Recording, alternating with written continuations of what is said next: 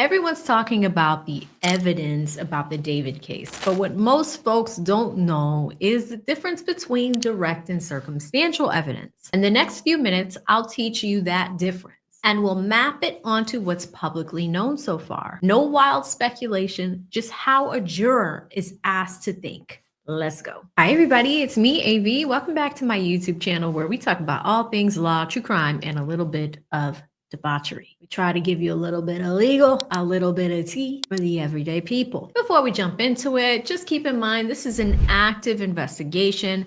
As of recording, LAPD hasn't named David as a suspect. Reports say he's cooperating. I'm not accusing anyone of a crime. I'm explaining how evidence is classified and why it matters, so you can filter through the internet noise like a grown-up. How old are you? Grown. Okay, what does grown mean? I'm an adult. Okay. And when you say you're an adult, what number in years are you?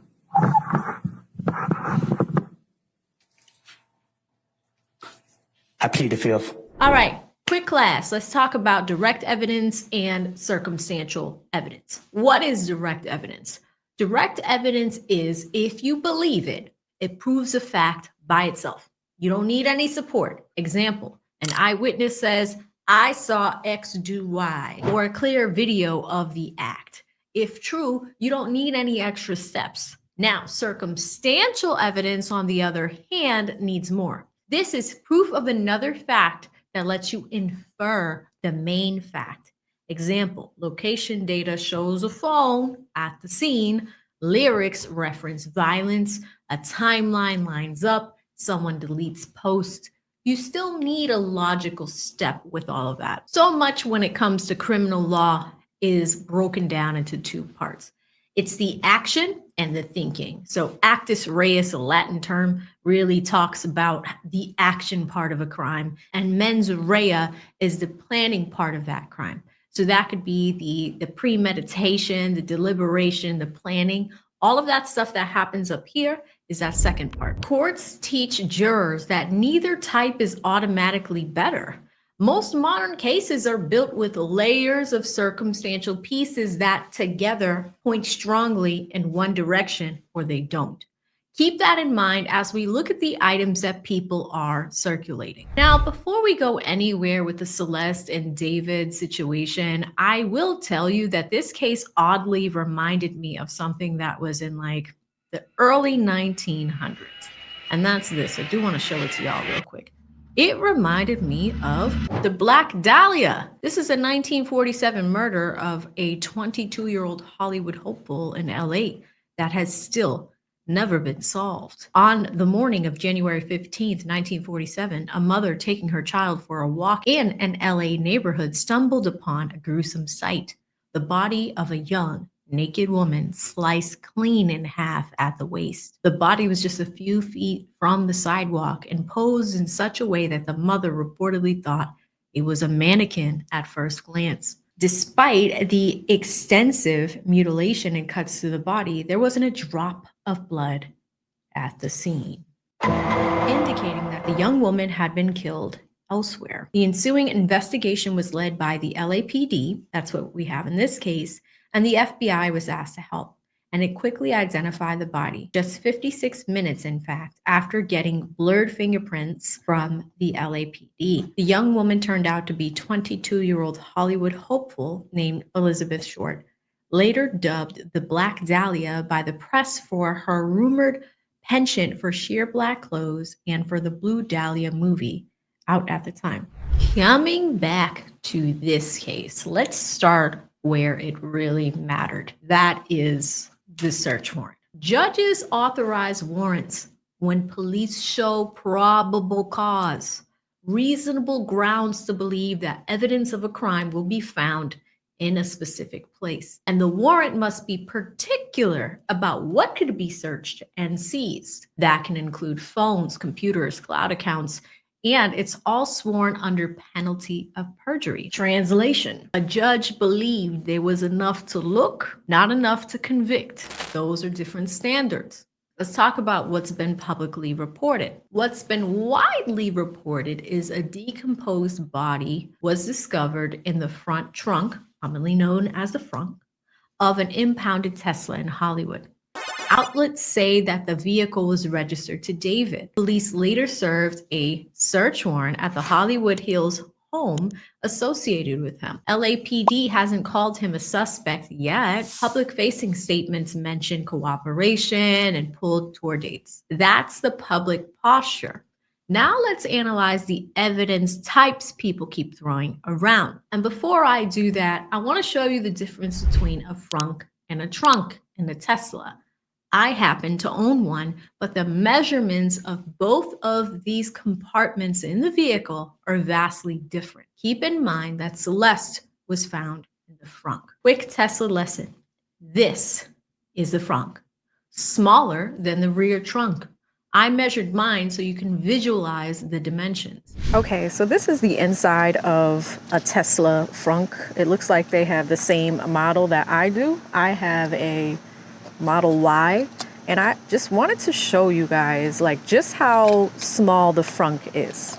So we have some measuring tape here. It looks like if we came all the way down, we have about 19 inches. In length, we have about 37 inches. As far as how deep it goes, it is about 16 inches. So if you think of the Tesla frunk, it is actually a very, very small space. A Tesla trunk is much bigger. You can even put the seats down. This is about 42 inches.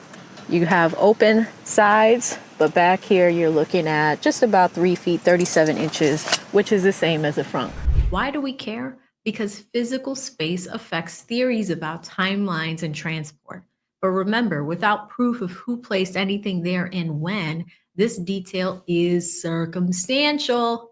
It invites inferences, and it doesn't answer these two key questions by itself. I realized this in post-production. The other big thing with the Tesla is that there's also a camera inside of the vehicle, right? We like to call it the dash cam. There's cameras on the outside of the doors, but there's also a camera on the inside as well. What we don't know is if those cameras were activated, and that tech is what I'm particularly interested in when it comes to evidence. So let's do something different to see if you guys are on the same page as me, right? Let's do a quick test. Drop your answers in the chat or in the comments.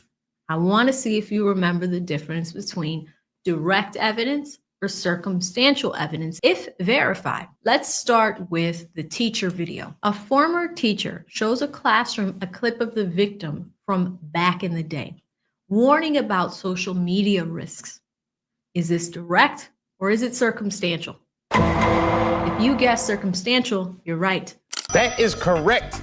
It speaks to background and online presence, not to a specific criminal act. Coupled with other things, I don't know. Let's analyze another one, the live stream moment. So Celeste appears on a live stream with David and points to comments. Is this direct evidence or circumstantial? The answer with this one, if you guess circumstantial, you're right. That is correct. Unless there's a clear admission or act tied to the crime, it could show relationships or a state of mind, but it does not prove the act itself. Next, this one's a tough one, but the unreleased songs and lyrics where David talks about violent themes, a dark alter ego. I flipped that for this story, as in everybody is connected to Itami, my alter ego, who is like the agent of chaos in my entire aesthetic.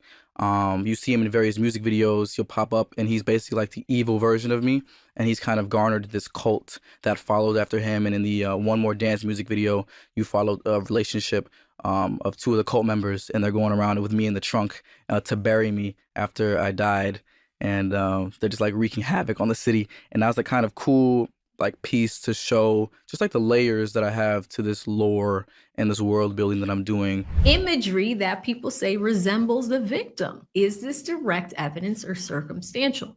If you guess circumstantial, you're right. That is correct. Artistic expression is not a confession.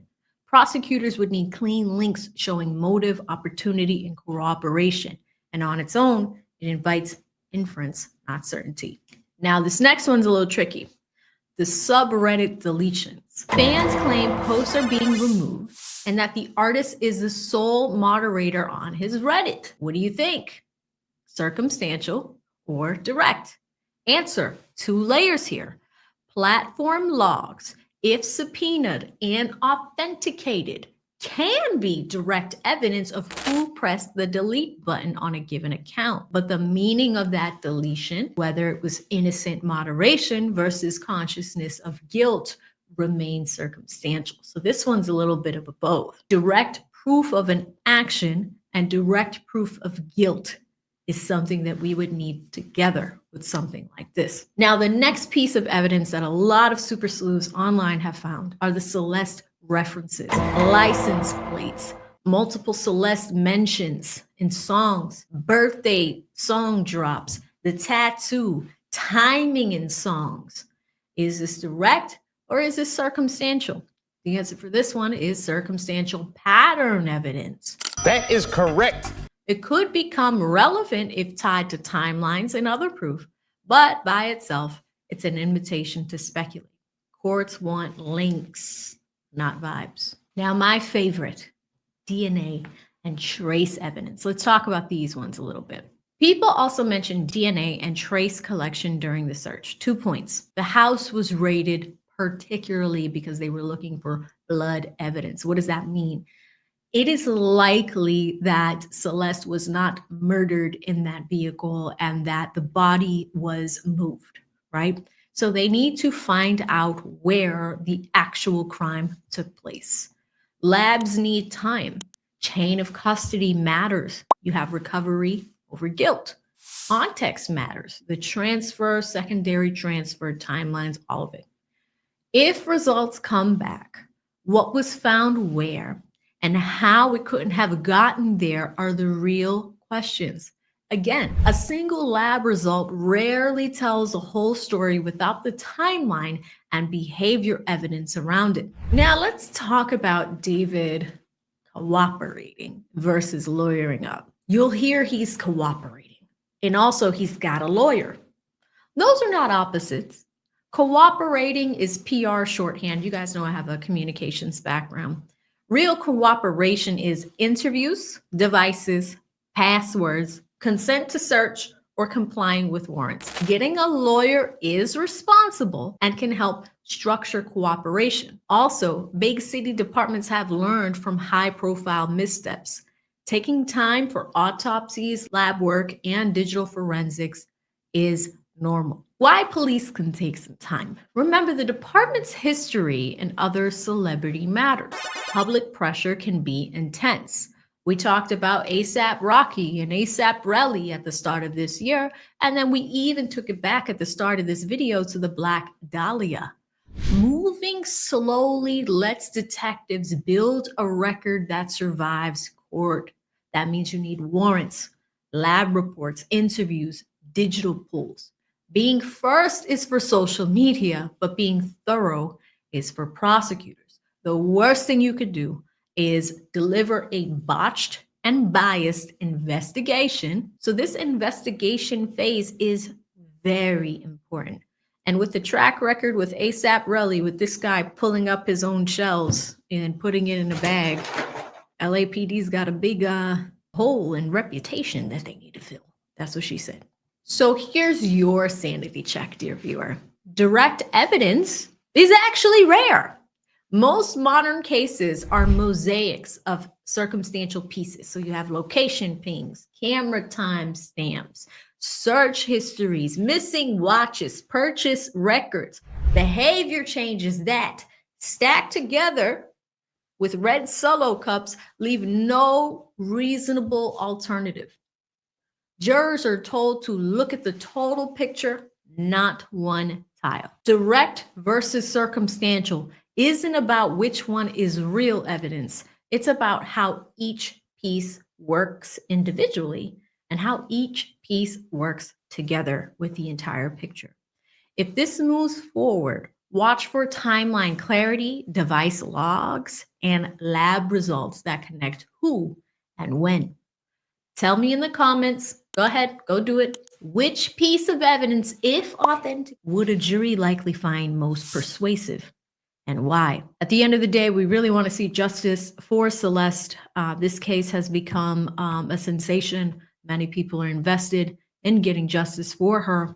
And even if David did do it or he didn't do it, we want to make sure that the proper assailant is held accountable for what happened to this young lady. I'm AV. We talk about all things law, true crime, and debauchery over here. I keep it real for the everyday people. Thanks for keeping it human. Subscribe for Law Without the Lecture below. If you haven't seen the last video we did on this topic, I mean, it was kind of a good one. Check it out. See you over there. Stay safe out there. Bye.